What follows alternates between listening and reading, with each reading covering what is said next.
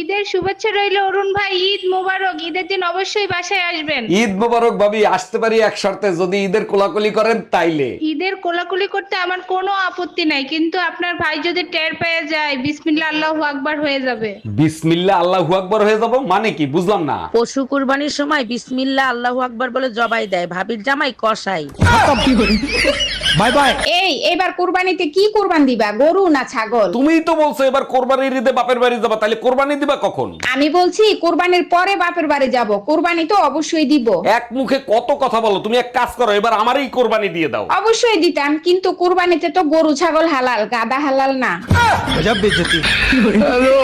এই কুরবানির ঈদ আসতিছে, কুরবানির জন্য গরু কিনবা না? গাধার মতো খাটি, ঠিক মতো সংসার চালাইতে পারি না, কোরবানির গরু কিনবো কোত্থেকে? কষ্টের টাকা দিয়েই কুরবানি দিতে হয়, তাহলে কুরবানি হালাল হয়। শোনো, তুমি এক কাজ করো, এবার আমারই তুমি কোরবানি দিয়ে দাও। শোনো, গাধার কামাই হালাল, কুরবানি হালাল না।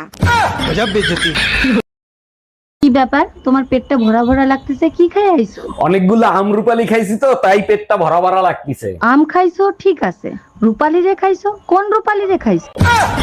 আরে আমের নাম রূপালি, সেই স্বাদ, খাইতে একেবারে মধুর মতো। তার মানে কি বলতে চাও তুমি, রূপালির সাথে মধুরেও খাইছো? এই তুমি আর আব্বা না গরু কিনতে গেলা? গরু কই, আব্বা কই? তোমার বাপেরে নিয়ে গরুর হাটে তো যাই নাই, নিজের মানিজ্য সব ডুবাই দিয়েছি। দেখো, বাপ তুলে কথা বলবো না। কি করছে আমার বাপ যে তোমার মানিজ্য চলে গেছে? তোমার বাপ গরুর পাওয়ার ব্যাংকে হাত দিয়ে জিজ্ঞেস করে গরুর দাম কত। অরুণ ভাই, আপনার কুরবানির গরুটা তো মাশাআল্লাহ খুব সুন্দর হয়েছে, তা কত টাকা দিয়ে কিনলেন? ভালো না হয়ে উপায় আছে, পাক্কা 2 লাখ টাকা দিয়ে কিনছি। আচ্ছা অরুণ ভাই, আপনি কখনো গরুকে নিজের হাতে ঘাস মুখে তুলে খাওয়াইছেন? ঘাস খাওয়ানোর সাহস কখনো করি নাই, তবে নিজের হাতে গোশ খাইছি।